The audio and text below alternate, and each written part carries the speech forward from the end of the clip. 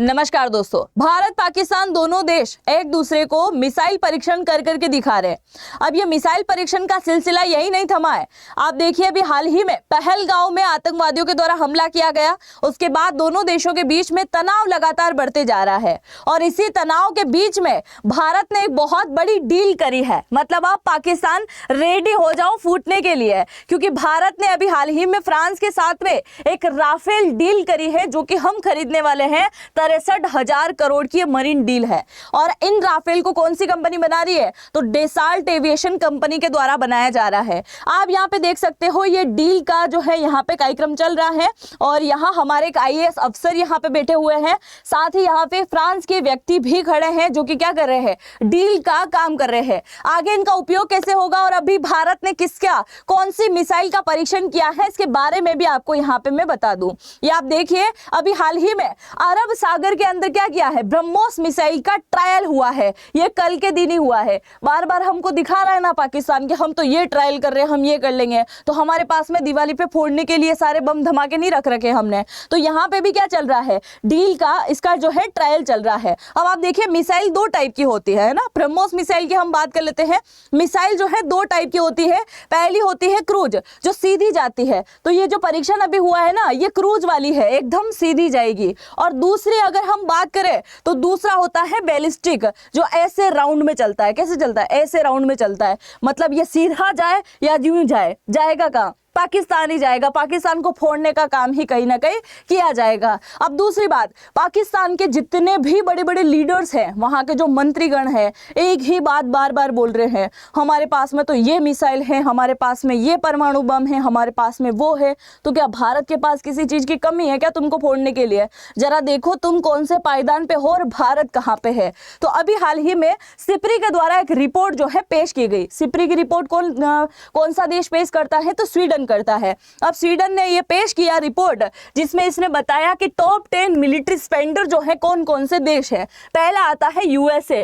देखो, 997 billion dollar ये खर्च करता है। इसके अलावा चाइना की हम बात करें तो 314, रशिया की बात करें तो 149, जर्मनी, और फिर आ जाता है इंडिया। अब इंडिया 5वें नंबर पे अभी आया है। पहले इंडिया कितने नंबर पे था? 3रे नंबर पे। तो आप ऐसा मत सोच लेना कि इंडिया ने खरीदी बंद कर दी इसीलिए इंडिया 5वें नंबर पे आ गया। ऐसा नहीं है। ये हुआ कि अभी रशिया और यूक्रेन दोनों लड़ा गए, जिसके चलते रशिया ने और ज्यादा सामग्री मंगवा ली, और ज्यादा खरीदी करी, और उसी के चलते रशिया जो है 3रे पायदान पे पहुंच गया और भारत आ गया 5वें नंबर पे। पर अब पाकिस्तान का सुन लो जरा, पाकिस्तान कौन से नंबर पे है?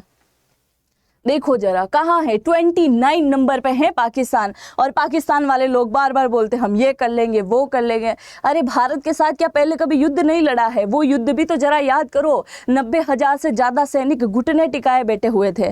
दूसरी बात, अब तो पाकिस्तान पे एकदम नजर रखी जा रही है। स्पाइक जो सैटेलाइट अभी हाल ही में लॉन्च करी है भारत ने, वो बता रहा है बार बार कि पाकिस्तान के अंदर क्या चल रहा है। खासकर POK में जो तुम लोग आतंकवादियों को ट्रेनिंग दे रहे हो, उस पर कड़ी नजर अब रखी जा रही है। अब तुम कोई भी हरकत करके दिखाओ, भारत बख्शेगा नहीं, है ना। पहले तुम पानी के लिए रो रहे हो, अब इसके लिए तुम जो है रोना शुरू कर दोगे, ऐसे दिखा जा रहा है। खैर, इसके बारे में और भी बात करते हैं। पाकिस्तान वाले तुम जरा रुकना।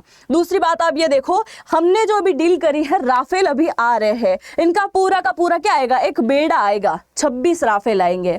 13 जो रहेंगे राफेल, वो किस पे सवार कर दिए जाएंगे? ये इस पे सवार कर दिए जाएंगे, विक्रांत पे। और 13 रहेंगे, वो किस पे सवार होंगे? विक्रमादित्य पर सवार हो जाएंगे। दूसरा आप देखिए, विक्रमादित्य जो है अभी रिटायर होने वाला है। यहाँ पे आपको दिखाई दे रहे होंगे ये।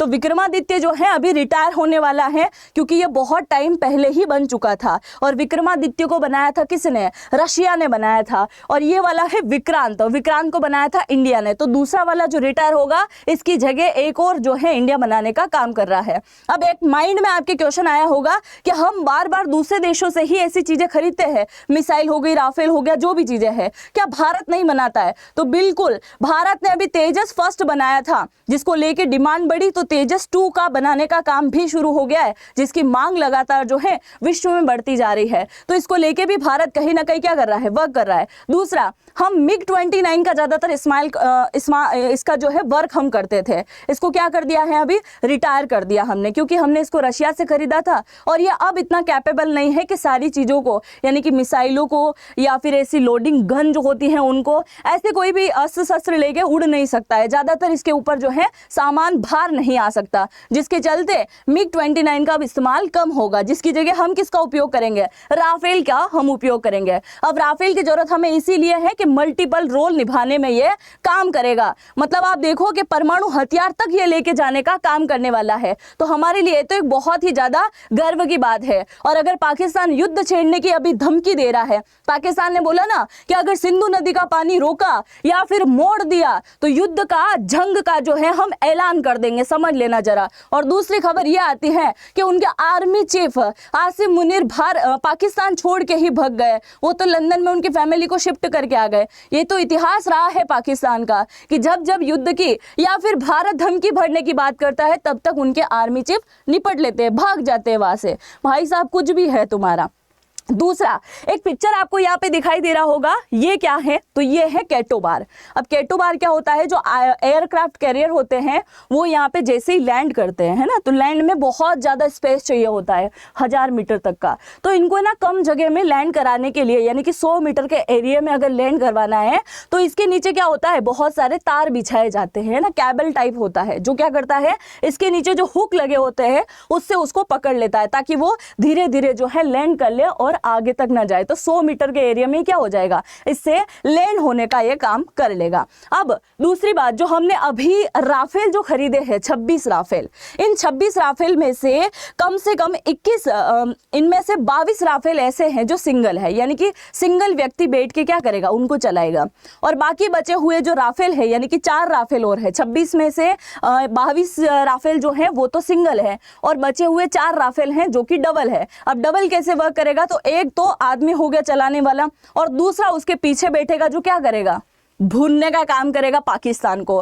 क्योंकि आप सभी को याद है ना, इससे पहले वाले वीडियो में मैंने बताया था कि भारत ने अभी क्या किया है, 18 तो इस साइड हमने क्या कर रखा है, राफेल बिठा रखे हैं ना, एयरफोर्स एयरक्राफ्ट जो है उससे रिलेटेड वर्क करने के लिए हमने 18 तो इधर बिठा रखे हैं और 18 इधर बैठे हुए हैं, अरब सागर में घूम रहे हैं लगातार।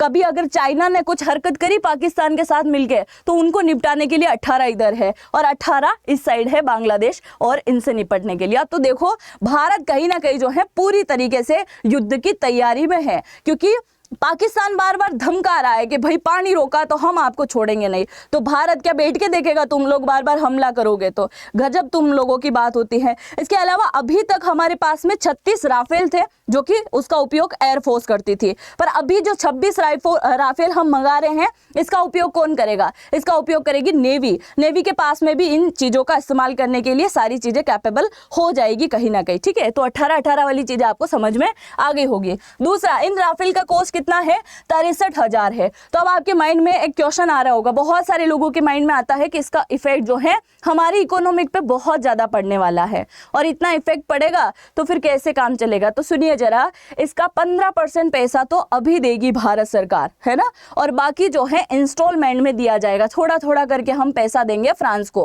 अब हमारी डील जो है अमेरिका के साथ में भी हो सकती थी F-18 को लेकर, पर वो डील नहीं हुई। अब वो डील हो गई फ्रांस के साथ, तो हम फ्रांस से मंगवा रहे हैं। तो ये आप याद रखिएगा कि पैसा एक साथ नहीं दिया जाएगा, अलग अलग वे में हम उनको क्या करेंगे, इंस्टॉलमेंट में पैसे देंगे, क्योंकि ये राफेल भी रेडी करने में टाइम लगेगा। ये राफेल हमारे पास में आएंगे कब तक, 2031 तक हमारे पास में ये आने वाले हैं। तो इसका मतलब ये मत समझ लेना कि तब तक अगर युद्ध हो गया क्या हो गया। तो भारत के पास वैसे ही बहुत सारी चीजें हैं जिससे पाकिस्तान को आराम से निपटाया जा सकता है, पर आप ये यहाँ पे देख सकते हैं, क्योंकि पाकिस्तान को मारने के लिए बलूचिस्तान ही काफी है कहीं ना कहीं देखा जाए। तो बलूचिस्तान वाले भी अभी बोल रहे हैं कि भाई हमको तुम्हारे साथ वैसे ही नहीं रहना है, तुम अलग करो, बार बार हमको जबरदस्ती मिलाने में लगे हुए हो। अभी उन लोगों ने थोड़े टाइम पहले अटैक किया, अभी कल फिर से अटैक कर दिया है। तो ये भी थोड़ा बहुत जो है भारत के लिए हेल्पफुल रहने वाला है बलूचिस्तान की तरफ से, तो ये भी आप जरा देख के चल सकते हैं। दूसरा, अब ये जो हमें मिला है फ्रांस की तरफ से। तो फ्रांस क्या करेगा, इन वेपन्स जो डील हुई है इसके अंदर सिमुलेटर्स भी करेगा, जैसे चलाना भी सिखाएगा। तो सीधा आपको जो है राफेल के अंदर बिठा के चलाना नहीं सिखाएगा, इस प्रकार का सिमुलेटर दिया जाएगा जिसके अंदर क्या है, व्यक्ति बैठ के चलाना सीख सकता है। तो इसको चलाने की ट्रेनिंग भी जो है अभी दी जा रही है। आप देखिए अरब सागर के अंदर हमारे जितने भी वाहन पोत है वो सब के सब क्या हो गए हैं, एक्टिव हो गए हैं, सभी मिसाइलें एक्टिव है। बस एक बार भारत सरकार ये बोल दे कि जाओ और अटैक कर दो पाकिस्तान के ऊपर, फिर पाकिस्तान को हम छोड़ने वालों में से बिल्कुल भी नहीं है। ये आप जरा याद रखिएगा पाकिस्तान वाले। देखो जरा ये कैसे घूम रहा है ना, ये बस पाकिस्तान के इर्द गिर्द ही घूम रहा है कि बस जिस दिन भारत सरकार बोल दे कि भाई जाओ उड़ा दो, धमाका कर दो, उस दिन बस धमाके ही होंगे। ठीक है, तो ये जानकारी जान के आपको कैसा लगा है जरूर से कमेंट सेक्शन में लिखिएगा। भारत सरकार को लेके अगर थोड़ा बहुत भी प्राउड फील होता है, हमारी सेना को लेके अगर आप थोड़ा बहुत भी सीरियस है तो जरूर से कमेंट सेक्शन में लिखिएगा। हम मिलते हैं किसी नेक्स्ट वीडियो में, तब तक के लिए जय हिंद जय भारत।